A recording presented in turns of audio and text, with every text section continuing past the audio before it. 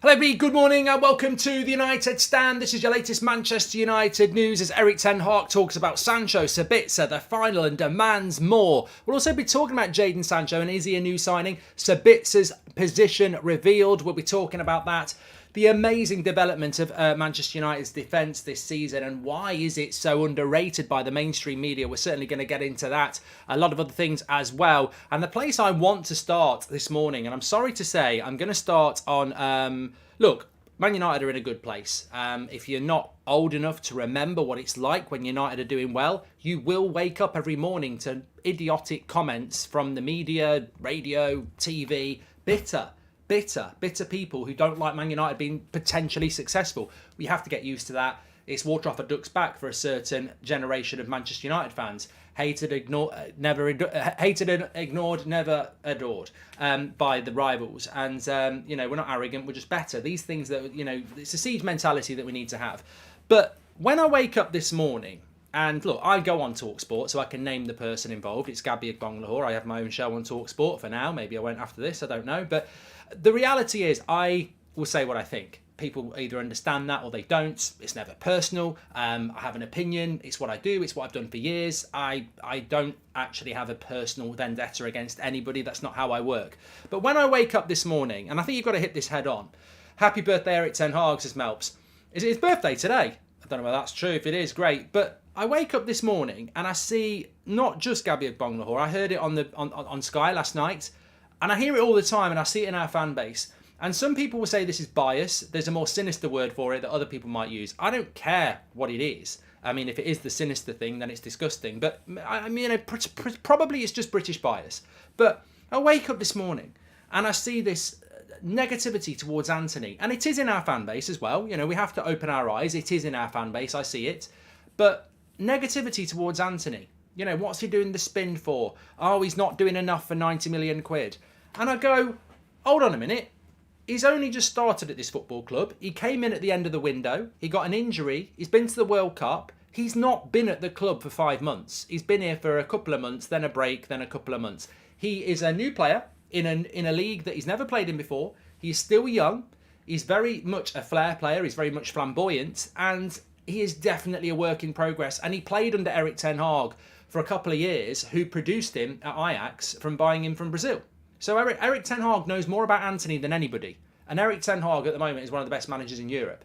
And yet, experts out there are telling us, and certain fans in our fan base are telling us, Antony's not all that. I'm going to tell you a little story here, and it's going to sit down this nonsense. Antony, I wrote it down, Antony has played 11 Premier League games and has scored 3 goals. He's got no assists, but 11 Premier League games, 3 Premier League goals, no assists. Jack Grealish moved to Manchester City for £100 million. He played 26 Premier League games in his first season. He scored 3 goals and got 3 assists. Antony has the same amount of goals in less than half the games, and Jack Grealish cost more money and went to the best side in the league. Oh, but you know what? He's got a British passport. It doesn't matter. Jack's a lad. Jack's a good lad. He has a laugh with us in the media. Oh, Jack's British. Oh, he's such a character. I love it when he walks on the stage with a few beers. Oh, he's all right. He's flamboyant. He's English. It's absolutely fine. A Brazilian footballer does a spin on the pitch. He's not doing it with a can of Heineken in his hand. Oh, look at this. What a waste of time. Who does he think he is? What's he? He's rubbish. He's a flop. He's a flop. It's the same nonsense we saw with Martinez. Oh, he's 5'10". He must be absolutely shit. I've never watched him play for Ajax, and I know he's an Argentinian international who go on to win the World Cup, but he must be shit because he's only 5 foot tall. I mean, have you not had enough of this nonsense? Have you? I mean, look, even our player, Jadon Sancho, 75 million quid. 75 million quid. Played 29 Premier League games in his first season at Manchester United, scored 3 goals and got 3 assists. So Antony has scored the same amount of Premier League goals as Grealish and Sancho did in their first season, and he's played roughly a third of their games. And yet he's a flop. It's disgusting. Call it out for what it is. It's an agenda. It's ridiculous. He hasn't got a British passport, so it's pile on. And look, we're well accustomed to this on the United Stand because this is something we've been talking about for years. whether it's the treatment of fans outside the UK, or more importantly, whether it's the treatment of players from outside the UK. We see it all the time. De Gea got targeted when they wanted Dean Henderson in goal. Varane got targeted when they wanted Maguire at centre-back. It happens all the time. If you have a British passport, there is an underlying bias in this country, and it's not just the media, certain sections of the media, certain pundits, certain sections of fan bases, and I just don't get it. Well, it's 2023. We're meant to live in an equality, diverse world, especially football. Football symbolises society for many. It's amazing what the Premier League has become in my lifetime. We hardly used to have any foreign players in the league, and we were worse for it. You know, people like Arsene Wenger, Sir Alex Ferguson, Spurs after the '94 World Cup, this influx of foreign players into the league has made it better. And we still have this stereotype of targeting foreign players because they're different. It's wrong. Call it out. And look, I am calling it out because as a Man United fan, I've always been very, very proud of the fact that some of our greatest players are not from England. You know, we are a diverse football club. We are a football club in a fan base that's diverse, and we welcome everybody, and especially players, to come and be great players at our football club. I think the treatment of Antony is bordering on bias. It's, you know, it could be more sinister, and we're not going down that road, but it's a disgrace the way he's being targeted. It really is. Look, I'll call a player shit. I will call a Man United player shit if they're shit, and we see that they're consistently shit. I'm not having a problem with that. But the targeting of an Antony is very, very unfair, because statistically, you know, he has got a lot of improvement. We all know that. Ten Hag has spoken about it. There's a lot to improve. But to pretend that he's a flop and talk about his price tag, look at Grealish and look at Sancho last year.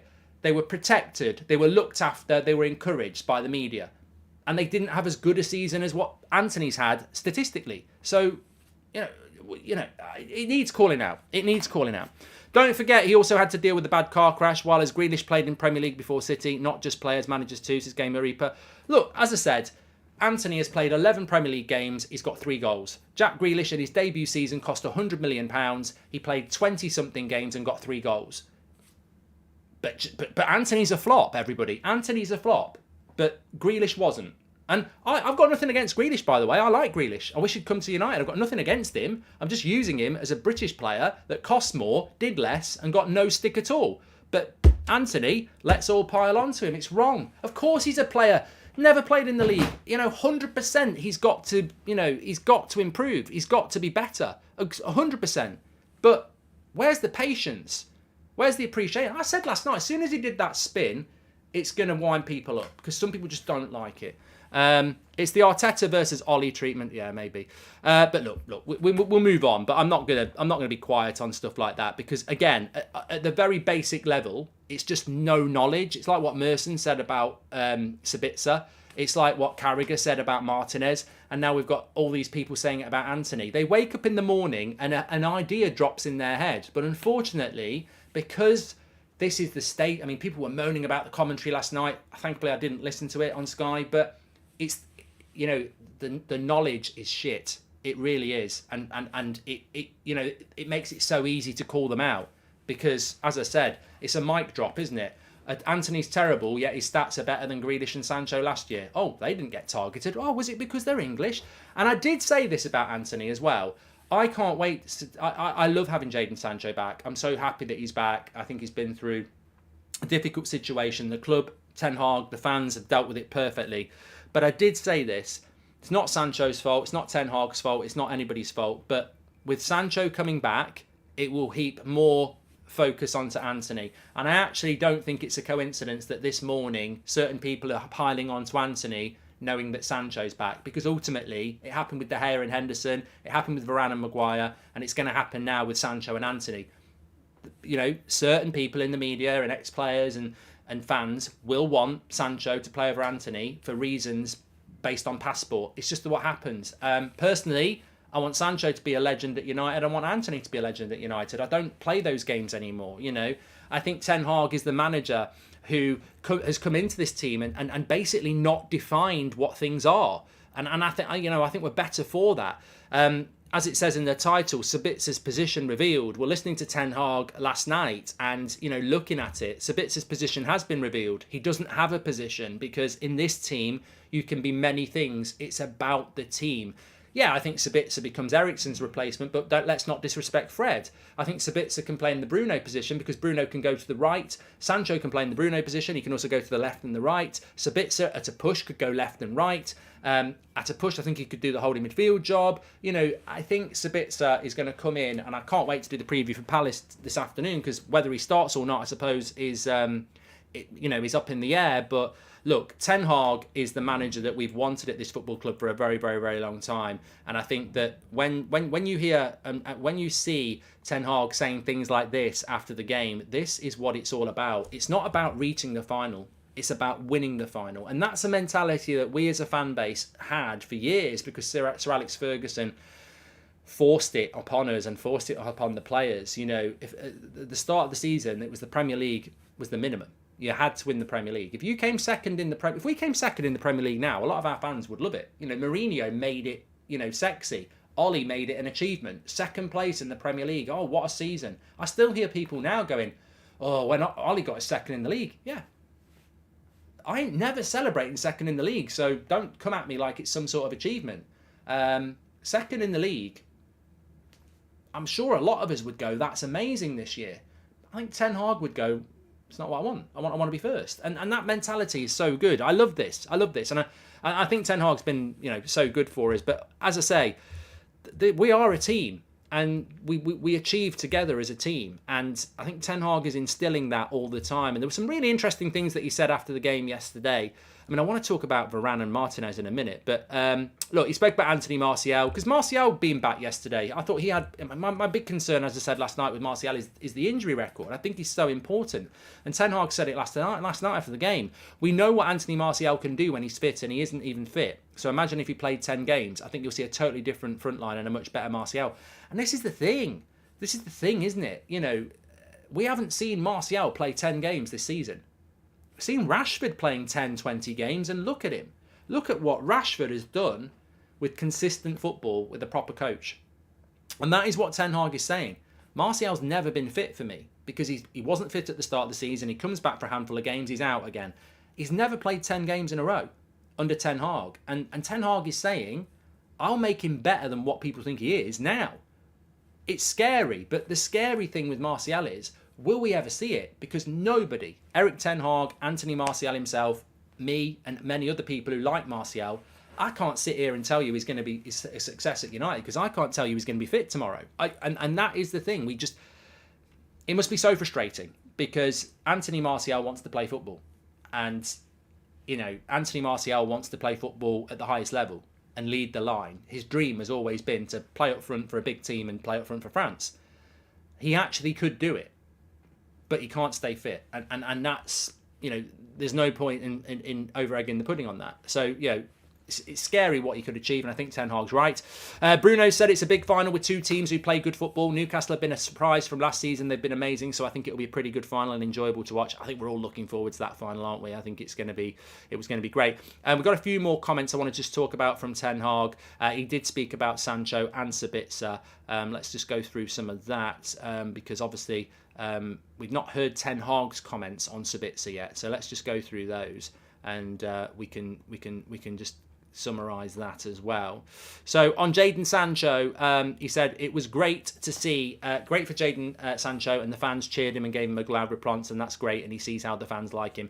We always knew that was going to happen. We've been speaking about that for weeks. The fans of this football club, whatever about the falling outs and the different opinions, and obviously every fan base has got its vile people, but as a whole, this fan base, I believe, is the best in the world. I think it's the most educated in the world, and I know other fans will say different, but and we know how to treat our players. And when it's something serious like that, and look, I go back to how Beckham was treated after the World Cup in '98. There was people talk about bullying in social media. Social media didn't even exist, and people in this country had dummies of David Beckham hanging from bridges. So United fans know all about looking after your own. Cantona as well. Time and time again, we've done it. So I'm not surprised. And maybe for Ten Hag, it was, his first experience of that, and Sancho. But, United fans, we knew we would treat Jadon with that sort of an applause to give him every opportunity to come back and feel positive. To give him this love, so we are happy with that. We need to keep that connection with the fans, and we need that all season. It's already growing, so I hope we can keep going with the process. He also says, I think Sancho already showed that he can be a game winner this season, for instance, against Liverpool. So it was a great goal. He scored a great goal against Leicester. He's had some more really good games. Spurs, I remember as well. Look, Sancho did start the season really well, and he obviously just had this issue that hopefully we're going to move past. He said that Sancho has some really good games and showed his capabilities. On Sabitzer, we're really happy with that transfer because we need it after Donny dropped out. Now Eriksen for a longer time. I also think for a short time McTominay is not available. So that gives us a shortage of midfield players. But then to bring a quality player in like that on deadline day, it's difficult. And we got this opportunity. And this is the most important thing he said about Sabitzer for me. Because remember I said this a couple of weeks ago. Ten Hag will definitely bring players in from the Bundesliga. He coached Bayern Munich as a reserve team coach in the Bundesliga. He loves the Bundesliga. If you know anything about Ten Hag and his development as a coach and what he's all about, obviously the Eredivisie is a massive part, but the Bundesliga would be the league after that he knows and watches and respects and likes. So we will bring players in from Bundesliga, and we have. And as I said, technically, Weghorst is a Bundesliga player because his most successful time of his career was at Wolfsburg. He says, I know the player already a long time from Salzburg, especially from Leipzig. He performed fantastic, so I expect he will do the same here. And I think he has a great attitude. He's the right age, and I'm sure his opportunity will motivate him greatly, and he'll perform strongly for us. And look, going from Bayern Munich is a dream move for Sabitzer. I remember at the time when he moved there, he was, very, very excited about going to Bayern Munich. And maybe it's not gone the way he wanted, but he's going to, if you're going to leave Bayern Munich, there's not many clubs you can go to and feel in awe of a place. Because Bayern Munich's a massive club. But he will feel what Manchester United's all about. He'll feel what Martinez has felt, what Casemiro has felt, what Varane has felt, what Eriksen has felt. You can imagine it from the outside, but until you do it, you don't understand it. I've been fortunate to speak to a few Man United players about this, ex-players and current, and they just... I've been fortunate enough to walk out onto the Old Trafford pitch and play. I'm telling you now, if you ever get that opportunity, even in an empty stadium, Old Trafford is unbelievable. It's like a museum. You can hear the crowd even when it's not there.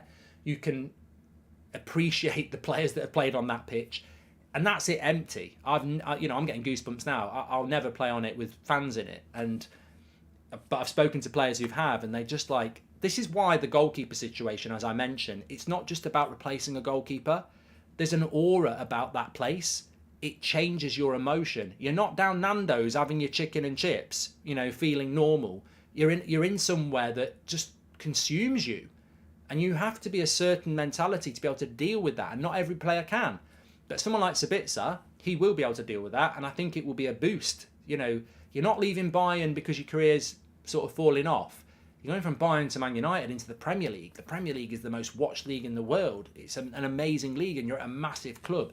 So I think Sabitzer's going to enjoy his time. And it's just about what he can do in his time at Manchester United. Because... I think it's going to be. Really interesting. And as Melp says, I can't wait to see Sabitzer. And obviously, we'll do the Crystal Palace at preview at 2:00. But look, I think it's an exciting signing, and I think Ten Hag is really excited about it. And it's funny because when Ten Hag did the press conference on Tuesday at 12:30, and I was watching it, and every indication was that we weren't going to bring anybody in, and he came out and he had a smile on his face, and I thought, by gum, something's going on here. Because there ain't no way, if you knew McTominay was out, Donny was out, and Eriksen was out, and you've got no midfield apart from Fred, Casemiro, and Bruno, you'd be sat there smiling at the start of an interview. There's a polite smile and there's a genuine smile, and it was a genuine smile. And at that moment, I thought, something's going to go on here. And I think, literally, it came out super fast, didn't it, about Sabitzer after that. So you could sense that. And look, in Sabitzer, we've spoken about it a lot. I watched Charlie's video yesterday morning, which was fantastic. And I really don't think there's a better midfielder that we could have got hold of. It's just whether he can adapt to the Premier League, and I can't wait to see it. And look, bringing it back to Jadon Sancho, I do think that in Jadon Sancho, look, I think it even says it in the title.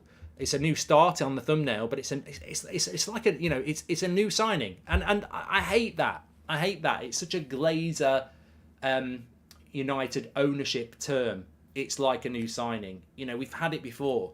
Phil Jones is back from injury for a week. It's like a new signing. A player that's... But I feel with Jadon Sancho, he probably is the one player where if you wanted to accept the new signing cliche, he probably fits it. Because where he was 3 months ago, I don't know. I'm sure everybody does appreciate this, but to have a player that was, had been on tour, had done reasonably well, had a bad few games, and then in the middle of October, when he's fully match fit, just falls off the squad. He's gone. 3 months, just gone. And then all the stories that we've had, that we can speculate about what it's about, but a lot of people spoke about, it wasn't just physical, it was mental health issues as well, maybe depression, it's all speculation, but we don't know. And when you speculate, you do think about, very serious things. It's pretty unprecedented for a player that was match fit in October, who'd been on pre-season, to just not play for the club again until the end, the start of February. And I think the way the club's dealt with it, the way Sancho's reacted to it, the way Ten Hag's dealt with it, the way the fans have dealt with it has been very mature, very patient, and, has to be commended. Especially in a club where a lot of things get criticised. That has been dealt with really, really well. And it's probably driven by Ten Hag, let's be honest, because he's the manager of the squad. But when you get that player back, how can it not be like a new signing? Because the player we had before has been through so much. His mentality, his attitude, his approach to football. We've got a new Jadon Sancho. He's not that person anymore. Not many players go through what he's done. And I'm grateful for that. I think we all are. We don't want players to have to go through that. But he's been on a journey. And it's not a journey recovering from what Donny's recovering from or what Eriksen's recovering from. This is a journey that was prompted by issues that weren't about a knee injury or something like that. He's been on a journey. We don't know what that journey's all about, but he's been on a journey. So this is a new Jadon Sancho. And therefore, and we've not had him for so long, him coming back into the team now, well, it is like a new signing. It's probably like a new signing more than anything we've ever had. And I don't like that cliche because Jadon Sancho's been here for 18 months, so he's not a new signing. But you know what I mean? It is like a new signing. And as I said last night, I think it's so... The timing of his return is so... It's almost freaky in a way because he's coming in at the same time as Sabitzer at the end of a transfer window. The team is over-exceeding, in my opinion. We're in the top 4 already. We're still in the trophies. We're in the final of the Carabao Cup. A different scenario would have been with Sancho out for 3 months, we struggled.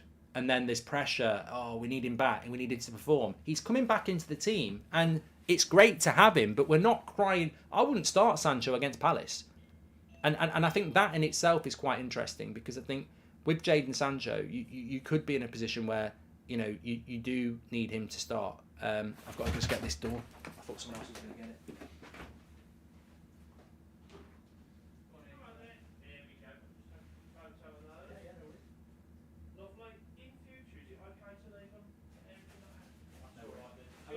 Cheers. Bye-bye.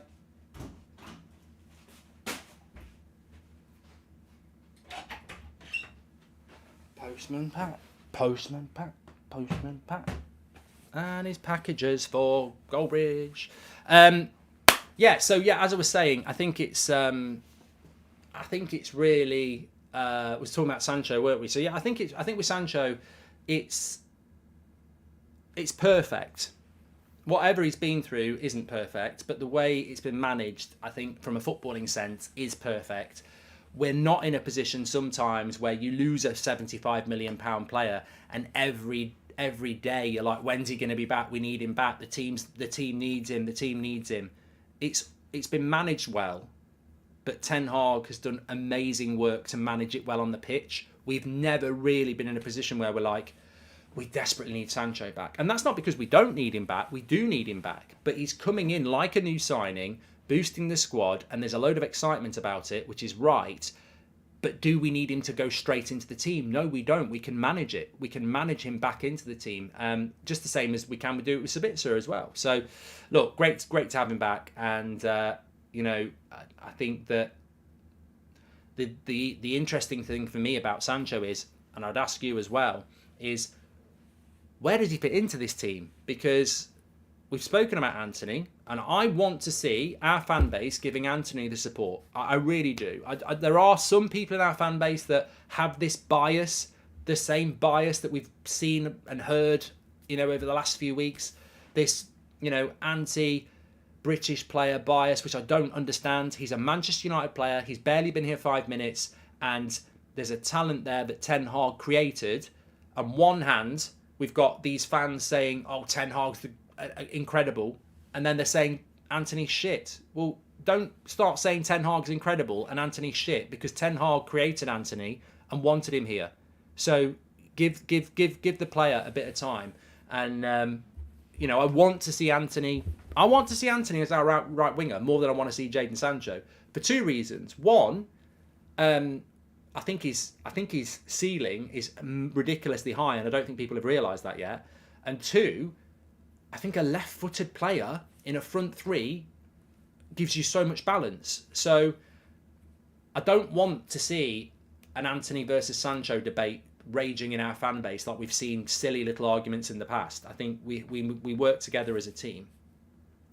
But I want to see Sancho in the team as well. And I'm like, how does this work? I personally think Sancho off the left works really well. I think him and Luke Shaw had a really good understanding. Creativity-wise, I think Sancho and Shaw are more creative as a pair than Rashford and Shaw. But then goal-scoring-wise, match-winning-wise, Rashford obviously brings more than Sancho does. So options is what I'm trying to get to. I don't think we need to put a label on it. I think football is all about labels. It's about what's our best 11, what's this, what's that. And it's like what Ten Hag has said about Sabitzer. It's like moving Bruno to the right wing. It's like moving Luke Shaw to left centre-back. It's like playing Lindelof as a CDM. There are no, you know, Ten Hag has instilled this thing in the team that it's about performance. People have taken people's spots on performance and kept them. And I think whilst everyone's on their toes and that's the situation, I don't think you need to start going, our best 11's got Sancho on the right and Antony on the bench, or, you know, or whatever. I think it's about, obviously rotation's important, but it's also about performance. Levels will dip and drop through a season. We might have a month where Rashford's injured or not playing well and, you know, he's back on the bench. So I think it's all about that. And I just think it's so important and obviously Ten Hag referred to it in the fans. You know, obviously he's talking about the fans in the ground, the fans at away grounds, because they give the team so much. But, you know, it's the positivity around the club as well. You know, I hate it when people describe fans as E-fans, like they're irrelevant. Like, it's hilarious because footballers spend most of their day on social media. So if you're a social media fan, you're not irrelevant, you impact footballers. Obviously, the fans in the ground, they impact footballers because of that 90 minutes. They're roaring them on, they're encouraging them. But footballers spend so much of their day on social media. You know, they're retweeting little images about them and stuff. They're reading stuff. And if we're positive and encouraging, they're in a positive and encouraging way. So we've all got our part to play. Yeah. Do we know what number our new player gets as Maxwell? I don't know about that, to be honest with you. I don't know about that. One player I do want to talk about is Raphael Varane. Now, I don't know whether you saw this, but Manchester United with Varane and Martinez at centre-back, I think they've played 33 games together this season, and they've kept 16 clean sheets. It might be less than 33, it might be 31 with 16 clean sheets, but that's incredible, that is. The amount of clean sheets we kept, I mean, look, it's not all about clean sheets, you know, it's about how many goals you concede, and it's ridiculous how many games we've won, how many games we've not lost with those two at centre-back. And I did a team of the season so far with Ben Foster on his channel on Monday, and I he wanted to put Botman in. So I got the choice of the other centre-back. And I said, well, I'm not putting any... I think Saliba's been very good at Arsenal. I think Thiago Silva's been good at Chelsea. Martinez has been very good for us. But I can't not put Rafael Varane in there. And I don't understand why people don't realise that Rafael Varane's the best centre-back in possibly in the world at the moment. But certainly he's the best centre-back in the Premier League. And I don't know what it is. Is it the British passport thing? Not necessarily, because some people would put Botman in there. They would put Saliba in there. There's something about Varane. And you know what it is? I think sometimes it's recency bias. I think because Varane has done it with Real Madrid and he's coming towards the back end of his career, it's not shiny and new. It's not hipster to say that Varane's one of the best centre-backs in the world and the best centre-back in the league. It's far more edgy to go and say Botman is because it's his first season, or Saliba is, or Martinez is. But I watch Manchester United every game. And I'm telling you now, I love Martinez. But if I had to choose one of them, I'm happy that Varane's playing against Barcelona. I'm not happy that Martinez is missing, but I had to choose one of them. I'd go with Varane because he's got the experience. He's better, he's a better actual defender. Martinez kicks his arse on passing. He's the most press-resistant centre-back I've ever seen. He's unbelievable off that left foot. But Varane doesn't get the respect he deserves. And again, I'm talking about not necessarily in our fan base, but the wider, the rivals, the media, the ex-players. I never see him get mentioned. You stick a Harry Maguire mask on him, he'd be the best centre-back in the world because he's a British, English player. I think it's remarkable, and I don't think he gets the respect that he deserves, and I don't really understand why. He never makes mistakes. He never gets dominated. He's playing in one of the best defences in Europe. Our season has been built on defence. I guarantee if you sat Ten Hag down and say, what has been the secret to your success this season? It's not been 80% possession and chance after chance after chance.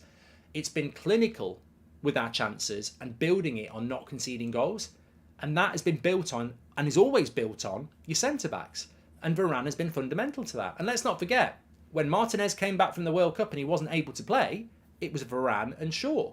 He's been ridiculously consistent. And, for me, Varane should be up there for Player of the Year. I wouldn't give him Player of the Year, but he should be up there. But no, it doesn't happen. He doesn't get the credit he deserves, possibly even from people in our fan base.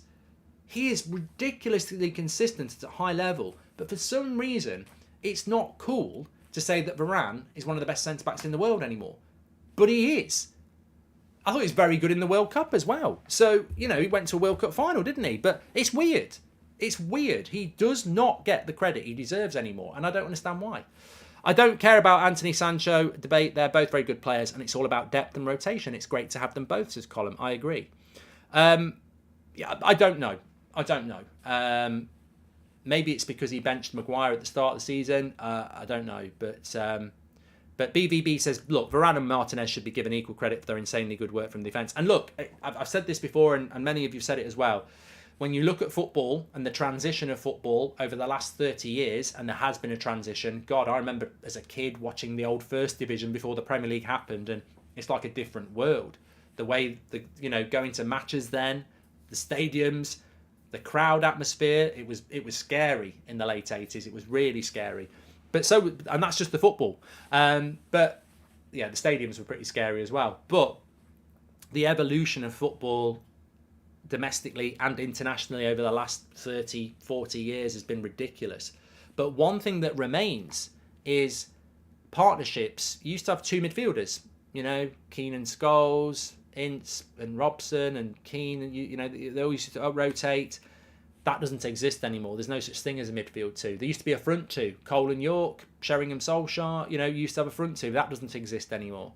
The only partnership that still exists in football and is fundamental to any team, unless you play a back five, is the centre-back partnership. And it survives. It survives from 60, 70 years ago. The centre-back partnership is the only partnership that really matters as a two anymore. And it's so important. And it is about partnerships. I think when you're picking centre-back teams of the season, if you're really picking a team that should win, then you shouldn't break a partnership up. You shouldn't go Saliba and Varane or Martinez and Thiago Silva. You should go Martinez and Varane or Saliba and Gabriel, because it's not about the individual, it's about the pair. that's what centre-backs have always been about. And they are a remarkable pair. Like, I love the CDM position. I love the centre-back position. I always have. And centre-back pairings are, you've got to have pace. You've got to have aerial ability. You've got to have, ball-playing ability. But you've also got, above all those things, you can put two centre-backs together and go, well, they've got that, they've got that, they've got that. Balance is important. Left foot, right foot, we've got that. But it's chemistry. It's relationships. And that can be off the pitch as well. You've got to like each other. You've got to trust each other. You've got to know each other. You've got to know when you go for the ball and you not. You've got to know when to let a striker go because they're quick enough to get them. You've got to know how to run the back four. You've got to have a good relationship with the keeper. You've got to have a good relationship with the CDM. It's not easy. It's not easy. And I would look at last season and go, again, do we give enough praise to our back six? De Gea, the back four, Casemiro? Because if it's so easy to do it, why don't many teams do it? It's like what Newcastle deserve credit this year. Their defence has been brilliant. Arsenal deserve credit. They've been brilliant. Man City over the years has been very good. Liverpool has been very, very good. But it ain't easy. Look at last season. Some of the, De Gea was still in goal. Luke Shaw was still playing. Still, our defence was terrible because it's about building the right players together, the right understanding, the right trust, the right chemistry, the right coaching. And I think in a very discreet way, our defence has been the key to our success. And we may not even be aware about it until we think about it. But we have built our season on a strong defence. And yet we don't have a reputation like Newcastle. Because we are a team that isn't really considered to be defensive. But we have built our success on defence because our defence is impenetrable at times. And I think that is the thing that makes us so hard to predict that we won't, it makes us so, as a fan, it makes me very confident going into games. Like last night, I knew Forest had no chance. I'm like, Casemiro's playing, Varane's playing, Martinez is playing. They ain't got a bloody chance in hell. And Luke Shaw's playing, and Wan-Bissaka's been very good. They ain't got no chance. They ain't scoring 3 goals. Never in a million years. I'd be checking bank accounts if they'd scored 3 goals last night. They had no chance. And you go into Palace at the weekend and you go, well, if we're picking the same back 5 again, 6 with Casemiro, I fancy all we've got to do is score. And that's what I think about. Our only enemy at the moment is fatigue and injury. Because if we can put that defence out, we'll beat Newcastle in the final. Because I don't think Newcastle will score. And only the best of the best really give me a problem because I think our defence is so strong. And the rest of the team's doing really, really well. But yeah, it's a weird thing. We don't seem to get the credit. Off topic, do you think Dalot is not a guaranteed starter anymore? I like Dalot and going forward he's better, but with Wan-Bissaka I just feel his tackling ability is worth its weight in goals, says Charlie. I like Wan-Bissaka even in the summer when people were selling him, and I would have sold him. I still said I like him. I just think it's probably not the right fit for Ten Hag. He's done really, really, really well. But for me, Charlie, Dalot still starts ahead of Wan-Bissaka because we can do a poll on it. But for me, Dalot is better than Wan-Bissaka. He suits the inverted fullback role better. He's much better on the ball. And to be honest, I think Dalot is better defensively. Now, people will criticise me for that, but Wan-Bissaka's a better tackler. But Dalot deals with crosses to the back post a lot better. I mean, Wan-Bissaka is weak on the back post. It's a weakness. He cost us a goal against Arsenal. He cost us a goal against Man City. Now, if you're playing a cup final or you're playing Barcelona or something like that, I'm picking Dalot because I can't take that risk. But that's just a personal preference, and people need to realise that doesn't mean I don't like Wan-Bissaka. I do. I think he's been brilliant for us. I've consistently given him 7s, even 8s. He's been brilliant for us the last month. But for me, Dalot edges it. Mark, where would you rank Martinez and Varane partnership in United's history, says Anaban? Well, they've got to win things, mate, because Pallister and Bruce won things. Stam and Johnson won things. Vidic and Rio won things. So Varane and Martinez have got to win things. I'd put them up there. I'd definitely put them up there, but they're not competing with those 3 centre-backs I've just mentioned because they've got to win things. I hope they can.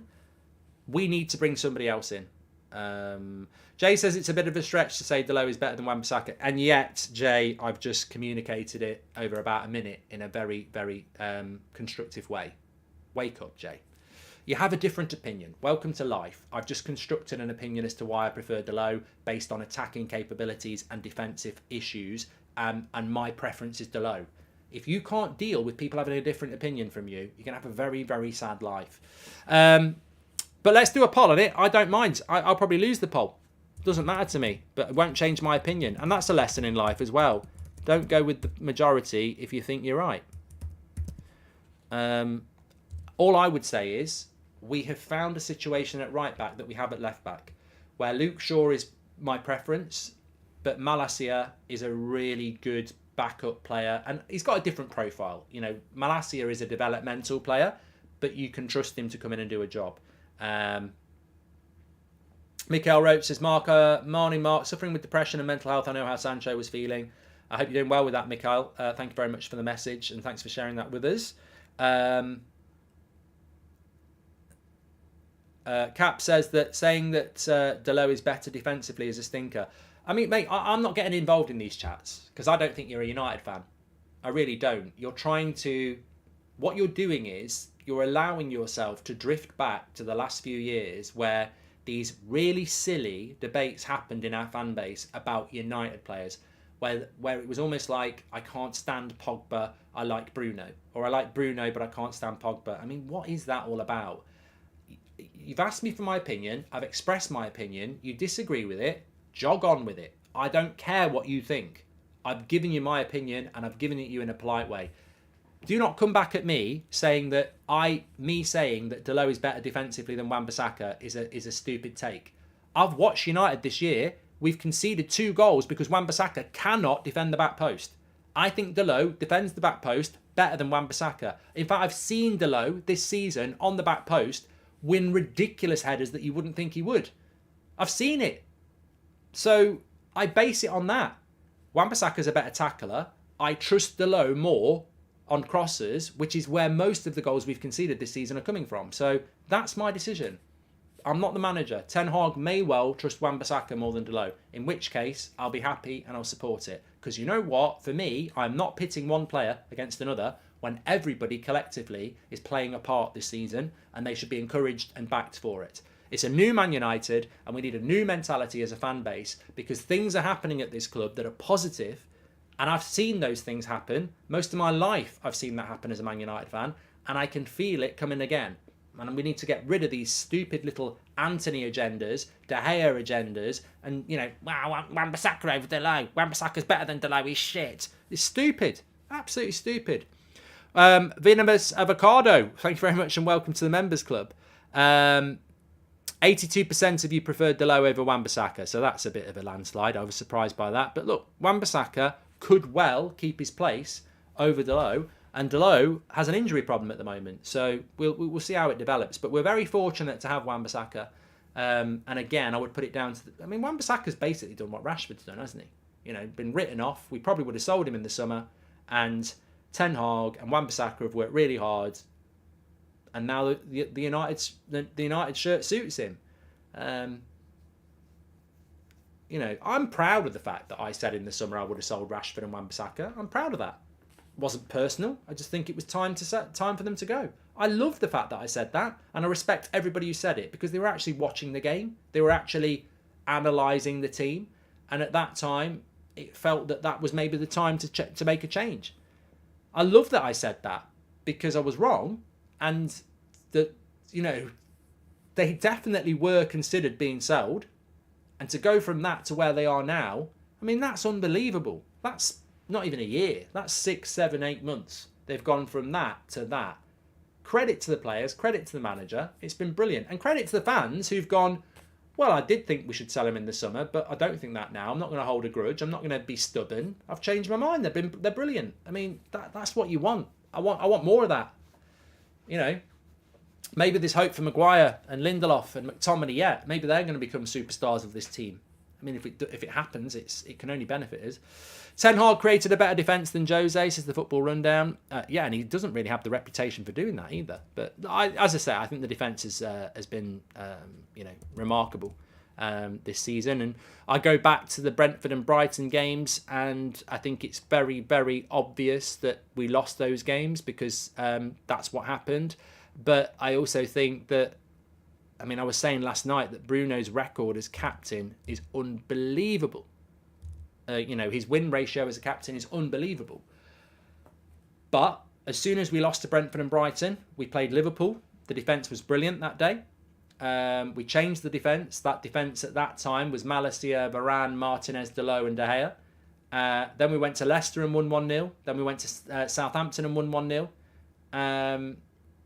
We rebuilt the season on a very, very, very, very strong defence. I mean, look, I think we're sort of drifting here. I don't know. Look, I don't know how to deal with comments like this, and I'd open it up to the chat and say, this is the challenge I face when I do live streams, right? So Aditya says, Mark, I hear what you're saying, but you've got to say that Aaron Wan-Bissaka has improved massively. Like, do your ears just not work? We've just spoken about this, in which I have completely layered every layer with Wan-Bissaka has been really good. I've been really impressed with him, but I would put Delot back in. At no point is anybody criticising Wan-Bissaka. It's just a choice between Delot and Wan-Bissaka. We're having a grown-up conversation. Why? Adopt the traffic light system. It's not shit and good. I prefer Delot, but Wan-Bissaka's pushing him really well. They're both good. Remove this mentality of shit and good, because it will be dangerous for you. Life's not like that. Don't be like that. Like, we've got really good options. I like the fluidity of this team. I like the performances. The noises coming out of the dressing room are really positive. Obviously, there's one or two players that want to play more, but they're not kicking and screaming and leaking it to the press because they know that they'll be playing even less. I think there's a few players in that team that will be having conversations in the summer about their future. But right here, right now, they know that's not the time to do it. It's a really positive time. Nick P says, shout out to Bruno. He got so much stick for petulance, but how much composure has he shown being captain and receiving no acclaim for it or wanting it? Nick P, I spoke about it last night. I'm not going to repeat it, but there's another player that's getting zero credit from ex-players or the media. They're not. And again, it's because he's Portuguese and not British, because ultimately, his record as the captain of this club has been unbelievable. Martial has severe issues which compromise the overall operability, will need upgrade and potential downtime, says PC Master. Look, Martial, it's about whether he can stay fit. I think the fan base is quite relaxed about it. Realistic is the word, probably not relaxed. I think the fan base is quite realistic about it. We all want him to play well. I think it's scary when Ten Hag says, look, you've not even seen what Martial can do. If I could keep him fit for 10 games, he'll get better and better and better. He just can't do that at the moment. Look, I'm not going to predict it, but I'll be very surprised if Martial's still fit for the Barcelona games. That would be unprecedented this season. He's not lasted that long. I want it to happen. Casemiro and Rashford are on another level. They're untouchable, says Tom. No, I think Casemiro's I think Casemiro's the player for me. I think Rashford's been really good. I'd put Rashford in the same category as Varane and Martinez and Bruno as, absolutely essential. Even Luke Shaw. But I think Casemiro's on a completely different planet. I just think he's one of the best players we've had in the last 10 years. And I don't say that lightly. I'm trying to think of, since Sir Alex Ferguson retired, is Casemiro the best player we've had? Well, there's a clip for you.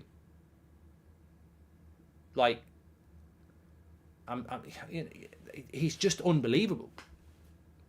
Yeah, I've run out of superlatives. I've almost run out of things to say. He is the best player we've had since Sir Alex Ferguson retired.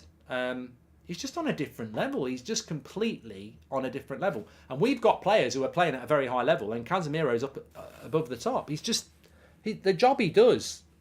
It's almost like he finds the job he does too easy, so he starts doing other things. Like, he's already, I know, the best CDM in the league, because he does it on his own as well. Like, a lot of people have help. He doesn't have help. Eriksen wasn't defensive, so he does the defensive work on his own. And then he almost gets bored and says it's 0-0, so I'm going to wander forward and create a goal or score a goal. I can't think of a player that's been better than Casemiro since Sir Alex Ferguson retired. I mean, look, Rooney was still playing, Van Persie was still playing, Pogba's been here, but I'm saying, did Rooney perform as well as he did for Sir Alex after Sir Alex left? No, he didn't. With all the fun still to come in the Premier League, is there a risk the Glazers will want to ride the wave and keep United? Says Big Ash, hence the summer transfer talk. Wan-Bissaka is another level defending and not that bad at attacking, whereas Delo is very good attacking but not that great defensive. Ryan, tell me you don't watch United by telling me you don't watch United. I don't think you've watched United this season. Delo's defensive play has been brilliant. There was 4 or 5 games in particular. I mean, Delo got man of the match for it. Like, there was crosses coming into the back post that were really favourite for the attacker, and he was winning them and flicking them out for corners. I don't know where this myth comes from. I think you're living 2 years ago.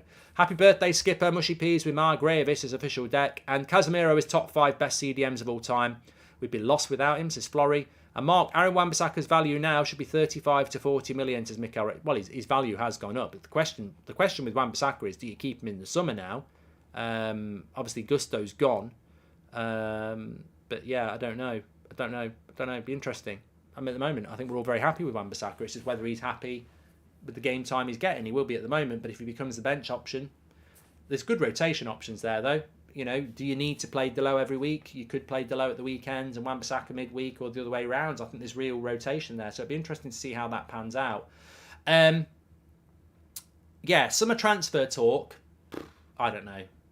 You know, as I said, there's journalists such as Simon Stone, Luckhurst, Ducker, Whitwell, all very close to the club, all constantly talking about summer targets, and yet it makes absolutely no sense, and it's totally frustrating. Why are we talking about summer transfer target? I was looking the other day. Simon Stone, who doesn't do speculation, did a story on De Jong and Bellingham to United on December the 17th. Why are they getting briefed about this? If you're getting new owners, why are you talking about, you know, it makes no sense for United to be leaking about signings they want to make in the summer when they don't even know whether they're going to have a job. So if we are getting new owners, why is there leaks about signings? And look, I don't have the answer. Maybe the Glazers are looking to stay. Maybe the new owners are looking to keep the same board. Maybe it's people who are currently here trying to, you know, make themselves look competent to the new owners. I don't know. It is weird. Excited about Sabitzer, says Charlie. I think he has all the tools to take us to the next level this season. However, I just hope Eriksen effect on the team is not forgotten. Oh yeah, we've got to keep remembering Eriksen, Charlie. He's been massive for the team this season, and hopefully he'll be back towards the end of it.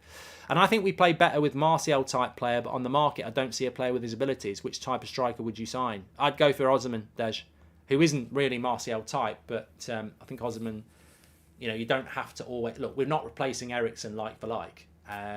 If Casemiro left or got injured, we wouldn't be able to replace him. You'd have to try and do it in a different way. Tony Shannon says, do you think De Gea would contend with Casemiro as the best since Sir Alex Ferguson left? Yeah, look, I think, yeah, I've probably been a bit disrespectful to De Gea there. You know, it's, you know, De Gea has been fantastic for us over the last 10 years. You're right. You are right. Anyway, look, I'm back at 2 o'clock with the preview for the Palace game, which I'm very excited about because there's so many options that we could look at. JC says, I love watching your videos, Mark. Keep them up. Good work from Australia. Thanks, pal. Thank you very much. I've really enjoyed the show this morning. I hope you have as well.